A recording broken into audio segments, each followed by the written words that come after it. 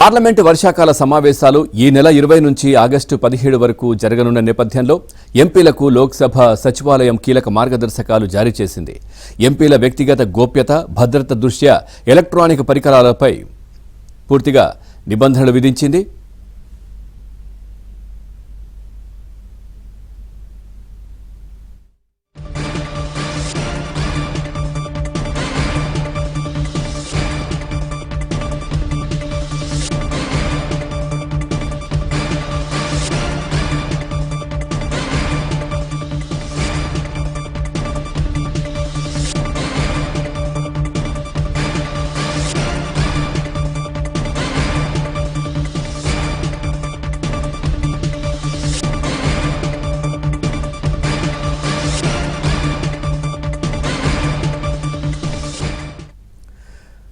చూసిన పార్లమెంటు వర్షాకాల సమావేశాలు ఈ నెల 20 నుంచి ఆగస్టు 17 వరకు జరగనున్న నేపథ్యంలో ఎంపీలకు లోక్సభ సచివాలయం కీలక మార్గదర్శకాలు జారీ చేసింది. ఎంపీల వ్యక్తిగత గోప్యత, భద్రత దృష్ట్యా ఎలక్ట్రానిక్ పరికరాలపై నిషేధం విధించింది. సభలో స్మార్ట్ వాచీలు, స్మార్ట్ కళ్లద్దాలు, పెన్ కెమెరాల వినియోగంపై నిషేధం విధించింది. రహస్యంగా వీడియోలు, ఫోటోలు తీసే అవకాశం ఉన్నందున ఈ నిర్ణయం తీసుకుంది.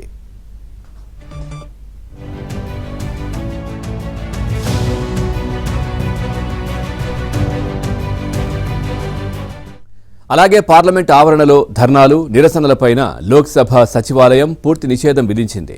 సభా ప్రాంగణంలో ప్లకార్డుల ప్రదర్శన, ఆయుధాల ప్రదర్శన చేయకూడదని మార్గదర్శకాలు జారీ చేసింది. పార్లమెంటు పరిధిలో మతపరమైన కార్యక్రమాల నిర్వహణపై నిషేధం విధించింది.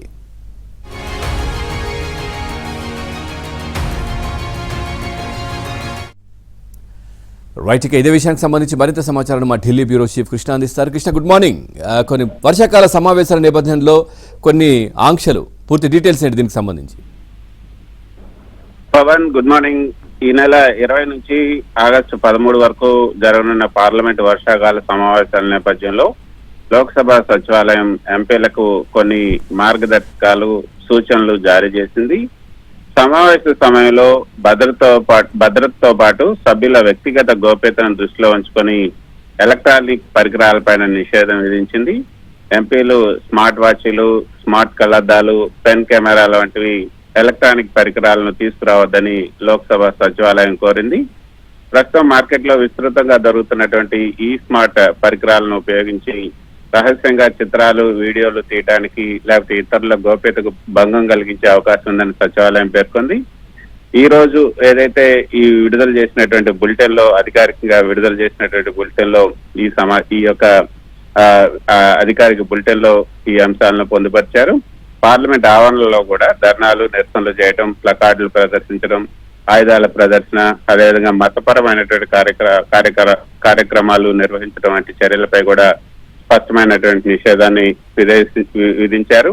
అయితే పవన్, ప్రస్తుతం టెక్నాలజీ వేగంగా విస్తరించడంతో సాధారణ వస్తువుల్లాగా కనిపించే ఈ స్మార్ట్ వాచీలు, గూగుల్ గ్లాసెస్, ఈ స్మార్ట్ కళ్లద్దాలు, పెన్ కెమెరాల ద్వారా అవతల వారికి తెలియకుండానే రికార్డింగ్, ఆడియో, వీడియో చేసే ప్రమాదం పెరిగిపోయింది. అంతేకాకుండా పార్లమెంట్ లోపల జరిగే అంతర్గత చర్చలు, వ్యూహాత్మక సంభాషణలు లేకపోతే సభ్యుల వ్యక్తిగత సంభాషణలు లీక్ కాకుండా ఉండేందుకు ఈ నిర్ణయం తీసుకున్నారు. ఈ స్మార్ట్ పరికరాలు కూడా వైఫై లేకపోతే బ్లూటూత్ ద్వారా ఇంటర్నెట్ కు కనెక్ట్ అయి ఉంటాయి.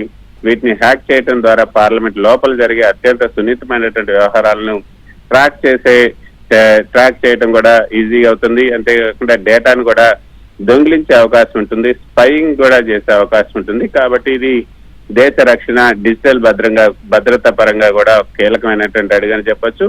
అయితే పవన్, ఈ ఆవరణలో, పార్లమెంట్ ఆవరణలో ధర్నాలు, నిరసనలు, ప్లకార్డుల ప్రదర్శన నిషేధించడం ద్వారా సభ సజావుగా సాగటానికి, అదేవిధంగా పార్లమెంట్ యొక్క పవిత్రతను, ఉందాతనాన్ని కాపాడడానికి కూడా ప్రయత్నిస్తున్నారని చెప్పొచ్చు. సభ సమయం వృధా కాకుండా అర్థవంతమైనటువంటి చర్చలు జరగాలన్నదే దీని వెనుక వ్యూహం అని అధికారులు చెప్తున్నారు. అయితే ఆధునిక సాంకేతికత తెస్తున్నటువంటి ఈ సవాళ్లను ఎదుర్కొంటూ పార్లమెంట్ ప్రాంగణంలో భద్రతను మరింత కట్టుదిట్టం చేయడానికి, ఎంపీల వ్యక్తిగత గోప్యతకు భంగం కలగకుండా చూసేందుకు లోక్సభ సచివాలయం ముందు చూపుతో ఈ చర్యలు తీసుకుంటుందని కూడా అధికారులు చెప్తున్నారు. Pavan, right, thank you Krishna, thanks for the updates.